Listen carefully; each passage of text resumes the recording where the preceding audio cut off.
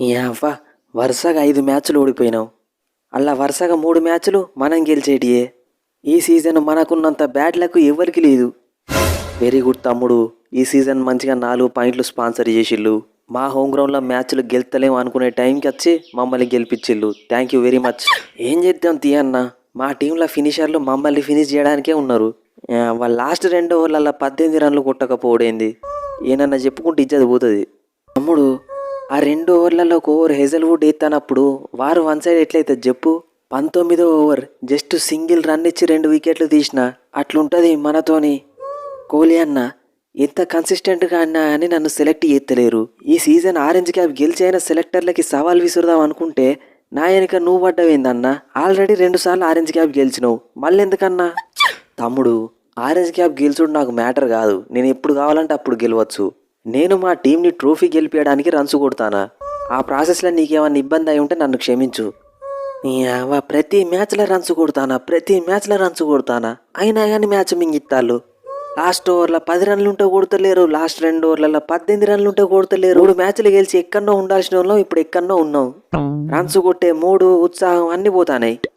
Jaiswal bro, ముందుండి నడిపించాల్సిన నువ్వే అట్లా అంటే మన టీం పరిస్థితి ఇంకేమైతుంది చెప్పు. ఏదో ఈ సీజన్ మన పందిపిరల హెట్ మేర క్లిక్ కాకపోయేసరికి మనకింత బాధ వచ్చింది. లేకపోతే మనం కూడా ఈ పాటికే టాప్ 4లో ఉండేటోళ్ళం. ఎసొంటి మ్యాచ్లు ఫినిష్ చేసేటోన్ని ఏం హాలత్ అయిపోయింది. ఇక అయిన దానికి చేసేది ఏమున్నది కానీ ఇప్పటి నుంచి మనం మ్యాచ్లు ఆడేది మన ఫ్యాన్స్ కోసం. మన మ్యాచ్ని గెలిచి మన ఫ్యాన్స్ని ఖుషి చేసుడే మన మెయిన్ టార్గెట్. ఇక గదన్న చేద్దాం. నెక్స్ట్ మ్యాచ్ ఎవరితో ఉన్నది మరి? మన next match table toppers Gujarat టైటాన్స్తో ఉన్నది. ఇప్పుడు టాప్ 4లో ఉన్న వాళ్ళని గెలుకుడే మన టార్గెట్. ఆల్రెడీ ఈ సీజన్ ఒకసారి దారుణంగా విసికినాం, అప్పుడే మర్చిపోయిల్లా. రెడీగా ఉండుల్లి, 2 పాయింట్లు తీసుకోవడానికి వస్తాను. మన నెక్స్ట్ మ్యాచ్ ఎవరితో ఉన్నది పాటిదారు.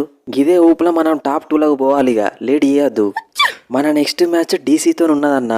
మన హోమ్ గ్రౌండ్లో మనల్నే ఓడించి కేఎల్ రాహుల్ చేసిన కాంతారా సెలబ్రేషన్ అప్పుడే మర్చిపోయినావా? మర్చిపోతాను తమ్ముడు, అన్నీ గుర్తున్నాయి. ఇప్పుడు చిన్నస్వామి రాహుల్కి హోమ్ గ్రౌండు కాబట్టి సెలబ్రేషన్ ఇచ్చిండు. మరి ఢిల్లీ ఎవరికి హోమ్ గ్రౌండు? అక్కడ నేనిచ్చే సెలబ్రేషన్ ఏ రేంజ్లో ఉండాలి? పటేల్ తమ్ముడు రెడీగా ఉండు, ఎట్లిచ్చిన 2 పాయింట్లు గట్లనే తీసుకుంటావు. మా స్టార్ కన్నా ఆల్రెడీ మీకోసం మంచి ప్లాన్లు రెడీ చేసి పెట్టిండు, రాలి. తమ్ముడు, నువ్వు స్టార్క్తో నేర్పించినా, కుల్దీప్ యాదవ్తో నేర్పించినా, ముఖేష్ కుమార్తో నేర్పించినా, లేకుంటే ఆఖరికి నువ్వే వేసినా మళ్ళీ హాఫ్ సెంచరీ ఫిక్సు. అది కోహ్లీ అన్న, నువ్వు ఓపెనింగ్ వచ్చి గిట్లనే ఆడుకుంటూ పోతే మనల్ని ఫైనల్కి పోకుంటే ఎవ్వరు ఆపలేరు. I'm waiting, let's meet in the ground. So friends, ఈ స్పూఫ్ కనుక మీకు నచ్చితే మన ఛానల్ని సబ్స్క్రైబ్ చేసుకోండి, వీడియోని లైక్ చేయడం మర్చిపోకండి. ఆర్సీబీ అయితే ప్రస్తుతం అన్స్టాపబుల్గా ఉంది. ఇక ఇంకో సైడ్ ఆర్ఆర్ వరుసగా 3 మ్యాచ్లు గెలిచేవి ఓడిపోయింది. ఆ 3 కనుక వాళ్ళు గెలిచేది ఉంటే ఈజీగా టాప్ 4లో ఉంటుండే. అట్లే ఉంటుంది ఐపీఎల్. ఎందుకంటే ప్రతి టీం కూడా ఎక్సలెంట్ టీం కాబట్టి ఏ టీం గెలుస్తుందో చెప్పడం ఇంపాసిబుల్. ప్రతి టీంలో కూడా మ్యాచ్ విన్నర్స్ ఉంటారు, గేమ్ని టర్న్ చేస్తుంటారు. సో నెక్స్ట్ వీడియోలో కలుద్దాం. Thanks for your love and support.